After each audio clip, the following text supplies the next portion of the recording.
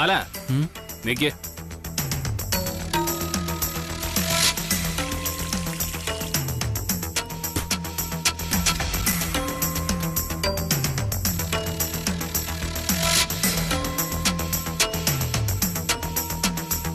എന്താ അളിയാ?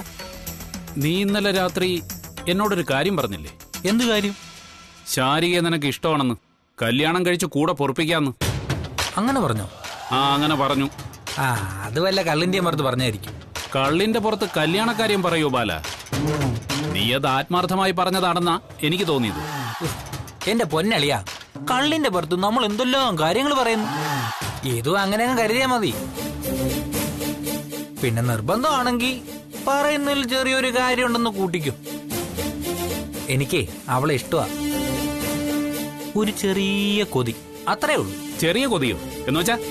അളിയാ, ഈ ഒറ്റത്തവണ തീർപ്പാക്കൽ എന്നൊക്കെ പറയില്ലേ, അതുപോലെ.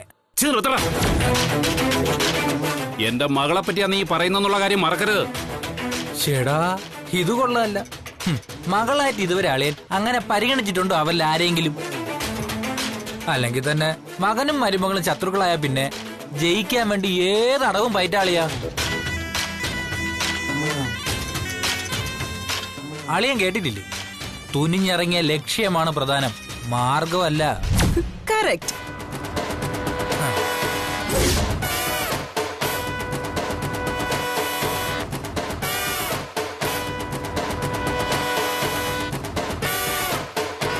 ലക്ഷ്യമാണ് പ്രധാനം, മാർഗമല്ല.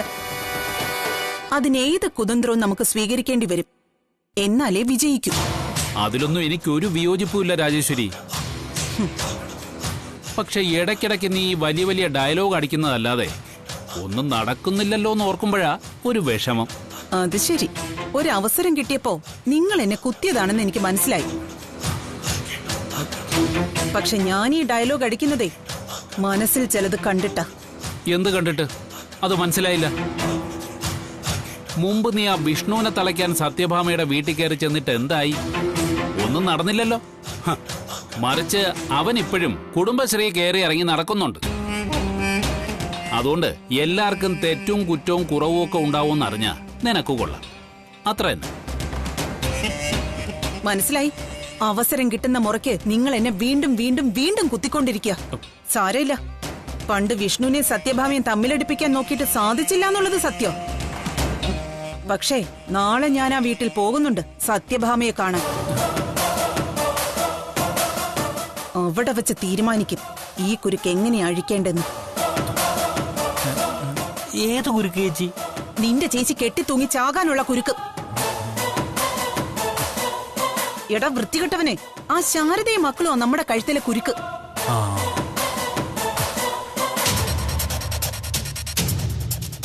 എന്തൊക്കെ ചെയ്തിട്ടും ഒരു ഇഞ്ച് അനങ്ങിയിട്ടില്ലത്. അതഴിക്കാൻ ഞാൻ നോക്കിയിട്ട് ഒരൊറ്റ വഴി ആ സത്യഭാമയാ. അവര് നേരിട്ടിറങ്ങണം, ഇറക്കണം അവരെ. അതാണ് ഇനി എന്റെ മുന്നിലെ വെല്ലുവിളി. പക്ഷെ എങ്ങനെ? അത് നീ പറയും. ഇവിടെയല്ല, അവരുടെ മുമ്പിൽ. ഈ രാജേശ്വരിക്ക് നാവിന് ബലമുണ്ടെങ്കിൽ സത്യഭാമ നേരിട്ട് വരും. ശാരദയെ കുടുംബശ്രീയിൽ നിന്ന് അടിച്ചിറക്കി ചാണകവെള്ളം തളിച്ച് അവിടെ ശുദ്ധമാക്കും. ഈ രാജേശ്വരിക്കൊരു സിംഹാസനം ഇട്ടിരിക്കാൻ. നിങ്ങൾ കണ്ടോ, നാളെ സത്യഭാമയും ശാരദാമയും തമ്മിൽ ഏറ്റുമുട്ടി കുട്ടനാടിനെയും മുട്ടനാടിനെയും പോലെ മസ്തകം പിളർക്കുന്ന ഒരു ദിവസാ. ഇടയ്ക്കൊലിച്ചിറങ്ങുന്ന ചോര നക്കിക്കുടിക്കാൻ ഈ രാജേശ്വരിയും ഉണ്ടാവും, ചെന്നായെ പോലെ.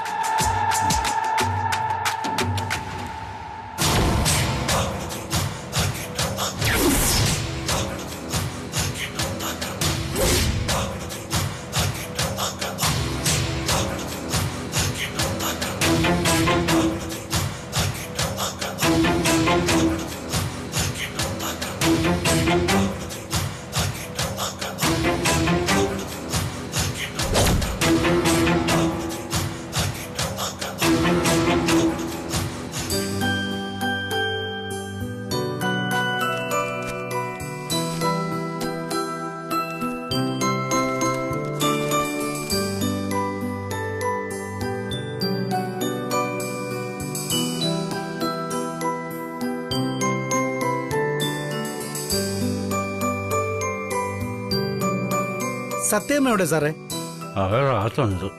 ഷഷ്ടി വ്രതത്തിലുള്ള പൂജാ സാധനങ്ങൾ വാങ്ങാൻ പറഞ്ഞ് ഏൽപ്പിച്ചിരുന്നു സത്യാമ്മ. മുഴുവൻ വാങ്ങിച്ചിട്ടുണ്ട്. ആ എല്ലാം കിട്ടിയോ പിള്ളച്ചേട്ടാ? ആ കിട്ടി സത്യാമ്മ. എന്നാ ഞാനങ്ങോട്ട്. പിള്ളച്ചേട്ടാ, ഓ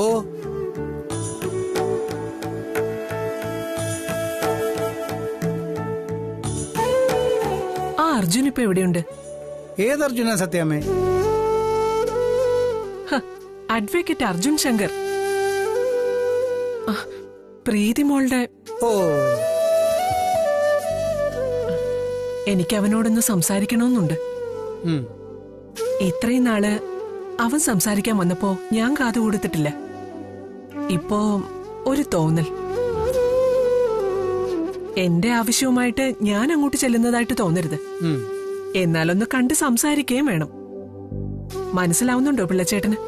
മനസ്സിലായി സത്യാമ്മേ. എങ്കിൽ അതിനുള്ള ഒരു അവസരം ഒരുക്കിയട്ടെ. ശരി സത്യാമ്മേ, നമുക്ക് നോക്കാം.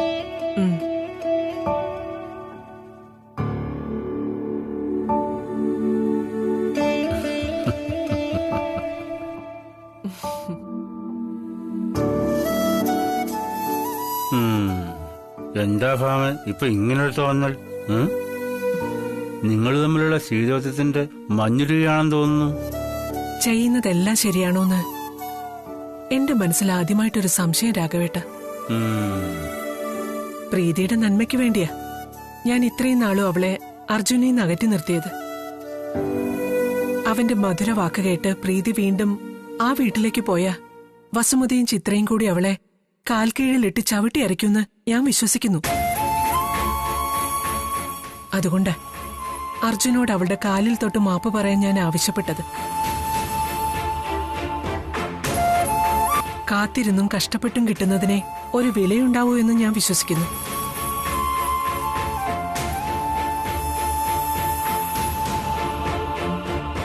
പക്ഷേ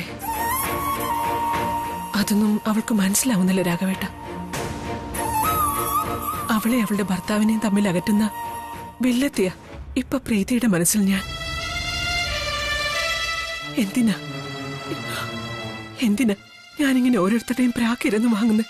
അതും സ്വന്തം മകളുടെ അടുത്തുനിന്ന്. വിട്ടുകള ഭാമേ, അവള് വിവരമില്ലാതെ വല്ലതും. വിട്ടുകളയാ രാഘവേട്ട,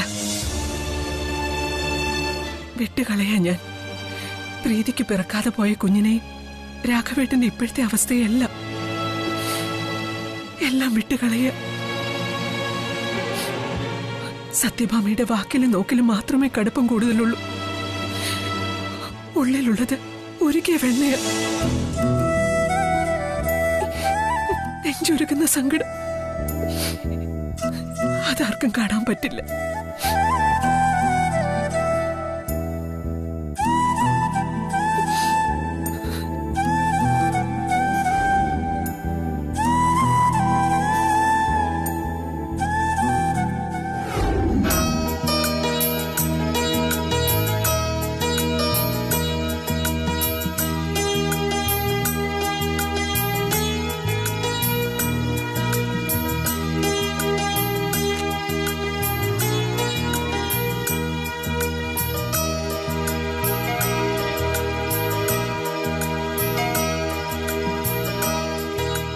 രാജേച്ചി ഇവിടെ എത്രയായി? 115.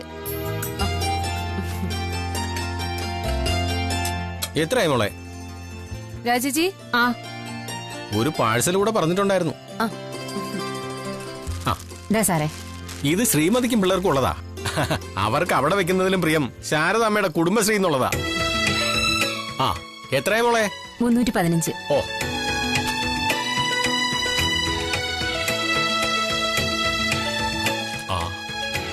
അയ്യോ 300 ഉള്ളല്ലോ മോളെ. പിന്നെ ഉള്ളത് 500ന്റെ നോട്ടാ. അത് സാരമില്ല സാറേ, നമ്മൾ ആദ്യം കാണുന്നൊന്നും അല്ലല്ലോ. ഇനി വരുമ്പോ തന്നാ മതി. അത് ശരിയാവില്ല മോളെ. കടം അപകടമാണെന്നാണ് പറച്ചില്. ഞാനൊന്ന് നോക്കട്ടെ.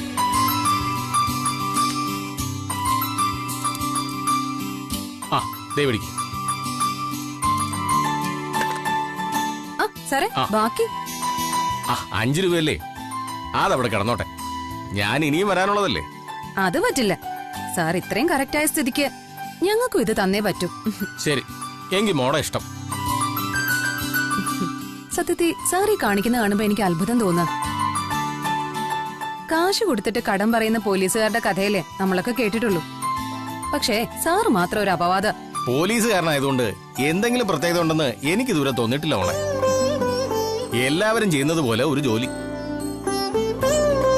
ഓട കഴുകുന്നവനും റോഡ് വൃത്തിയാക്കുന്നവനും ഇതുപോലൊരു ജോലി തന്നെയല്ലേ ചെയ്യുന്നത്. അതും ജനത്തിന് വേണ്ടി. അതെ, അതാണ് സാറിന്റെ നല്ല മനസ്സ്. പക്ഷെ അങ്ങനെയുള്ളവർ മാത്രമാ പോലീസിലുള്ളതെന്ന് ധരിച്ചുകളയല്ലേ മോളെ.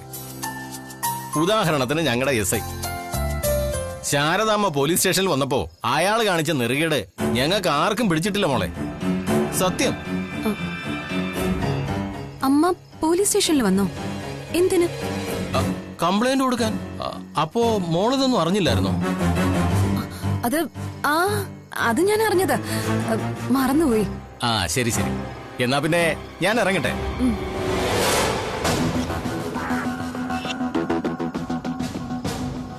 അമ്മ എന്തിനാ പോലീസ് സ്റ്റേഷനിൽ പോയത്?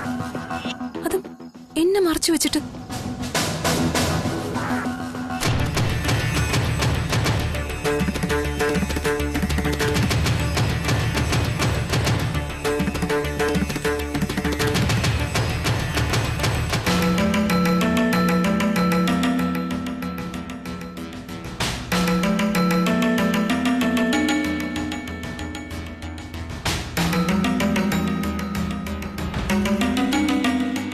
ആഹാ, നീ ഇങ്ങനെ കുത്തി കുത്തി ഇരിക്കാതെ ഹോട്ടലിലേക്ക് പോയേ.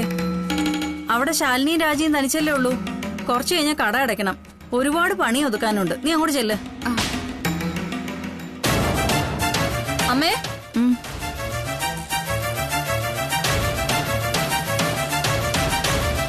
അമ്മ എന്തിനാ പോലീസ് സ്റ്റേഷനിൽ പോയത്?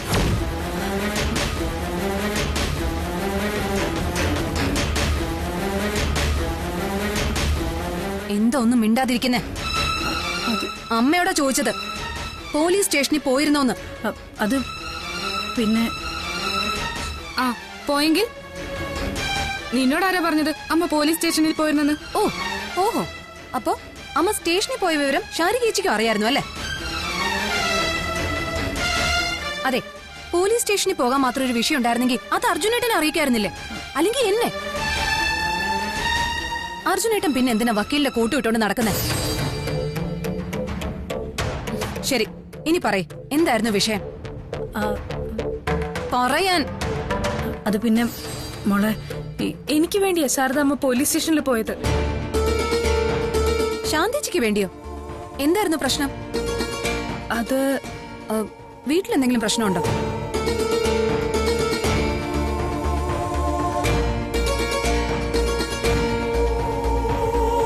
വീട്ടിലെ പ്രശ്നമല്ല. പിന്നെ ആ സത്യഭാമയുടെ കയ്യിൽ നിന്ന് ഞങ്ങൾ കുറെ പണം കടം വാങ്ങിച്ചിരുന്നു. മുമ്പ് ഞാൻ നിങ്ങളോട് പറഞ്ഞിട്ടുള്ളതാ. ഇപ്പൊ 2-3 തവണ പണം അടവ് മുടങ്ങി.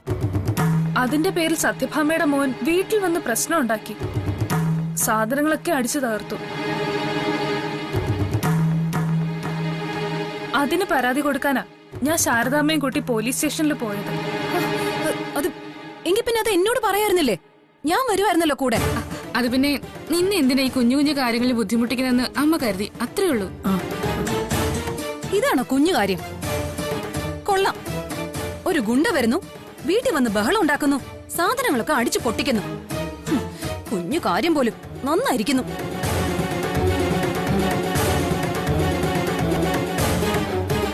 അത് മോളെ, കളക്ടറിന് പഠിക്കണ കുട്ടിയല്ലേ നീ?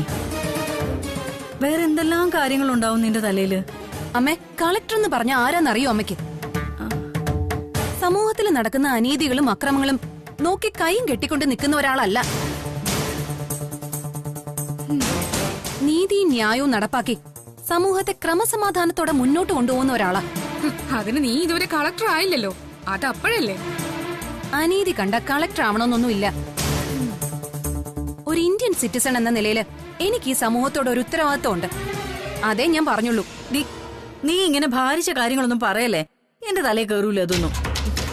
അമ്മയുടെ തലയിൽ കയറണമെന്ന് നിർബന്ധമൊന്നുമില്ല.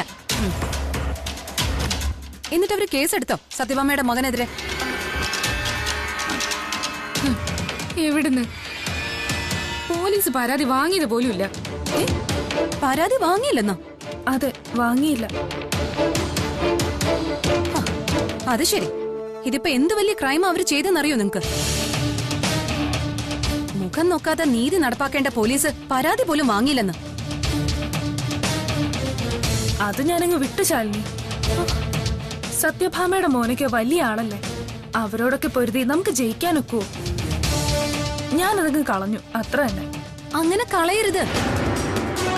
കാശ് വാങ്ങിയിട്ടുണ്ടെങ്കിൽ അത് തിരിച്ചു കൊടുക്കണം.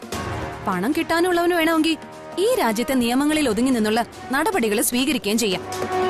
അല്ലാതെ വീട്ടിൽ കയറി ചട്ടിയും കലവും തട്ടിപ്പൊട്ടിച്ച് സ്ത്രീകളെയും കുട്ടികളെയും ഭീഷണിപ്പെടുത്താന്നൊക്കെ പറഞ്ഞ മോളെ, നീ പറയുന്ന അത്ര മോശക്കാരിയൊന്നും അല്ല സത്യഭാമ. അമ്മയ്ക്ക് എങ്ങനെ അറിയാം ഈ സത്യഭാമയെ? നേരിട്ട് കണ്ടിട്ടുണ്ടോ? അല്ല, ഞാൻ പറഞ്ഞു കേട്ടതാ. എന്നാലേ ഞാൻ കേട്ടിട്ടുണ്ട്, കണ്ടിട്ടുമുണ്ട്. രണ്ടും മോശ സന്ദർഭങ്ങളായിരുന്നു. സ്വന്തം മകളെ അവളുടെ ഭർത്താവിന്റെ കൂടെ ജീവിക്കാൻ പോലും അനുവദിക്കാത്ത ഒരു അഹങ്കാരം പിടിച്ച സ്ത്രീ അവര്. അത് ശരി, അവരെന്തോ ആയിക്കോട്ടെ, നമ്മൾ എന്തിനാ അതൊക്കെ അന്വേഷിക്കുന്നേ? അവർക്ക് അവരുടെ കാര്യം, നമുക്ക് നമ്മുടെ കാര്യം. തൽക്കാലം എല്ലാരും ഒന്ന് പോയേ.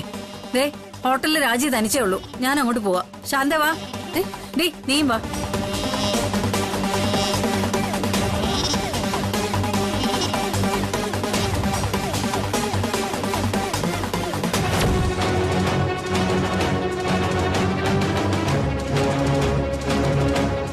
അവർക്കേ ഒരു മകൻ കൂടിയുള്ള കാര്യം അറിയാലോ. എന്റെ അളിയൻ വിഷ്ണു. അമ്മയാണ് കണ്ട ദൈവം. അമ്മ ചെയ്യുന്നത് മാത്രമാ ശരി. ഇപ്പൊ 2-3 തവണ പണം അടവും മുടങ്ങി. അതിന്റെ പേരിൽ സത്യഭാമയുടെ മോൻ വീട്ടിൽ വന്ന് പ്രശ്നം ഉണ്ടാക്കി. സാധനങ്ങളൊക്കെ അടിച്ചു തകർത്തു. സത്യഭാമയുടെ മകൻ അല്ലേ? നിർത്തി തരുന്നുണ്ടടാ ഞാൻ നിന്റെ ഗുണ്ടാപ്പിരിവ്.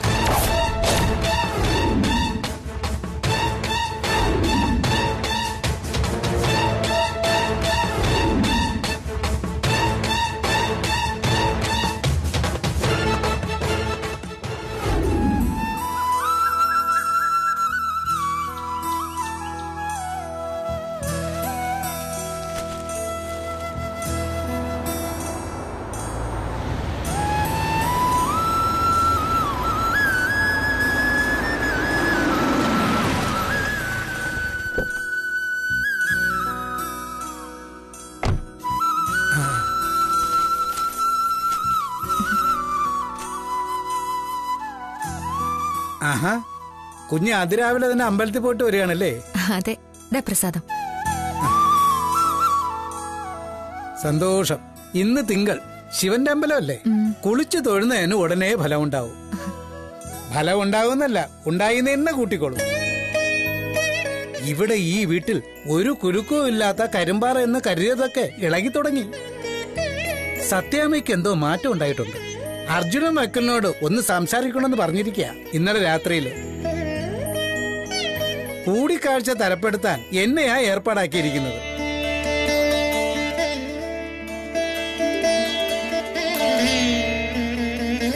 അയ്യോ മോളെ, കൂടുതലൊന്നും ആലോചിച്ച് വിഷമിക്കണ്ട. ഈ കൂടിക്കാഴ്ച നല്ലതിനു വേണ്ടി തന്നെയാണെന്ന് വിശ്വസിക്കാം. പറഞ്ഞില്ലേ, ശിവപരമാത്മാവിന്റെ സ്വഭാവം അങ്ങനെയാ. ക്ഷിപ്രകോപിയും ക്ഷിപ്രപ്രസാദിയും. ഇനി ശിവം ശിവകരം ശാന്തം എന്ന് പറഞ്ഞ പോലെ സമാധാനത്തിന്റെയും സന്തോഷത്തിന്റെയും സമയമാണ്. പ്രാർത്ഥനകൾക്ക് ഫലം കിട്ടിയെന്നർത്ഥം. ദേഷ്യവും പകയും ഒക്കെ കഴിഞ്ഞു മോളെ. പിള്ളച്ചേട്ടാ, എന്തോ ഇതാ വരുന്നു.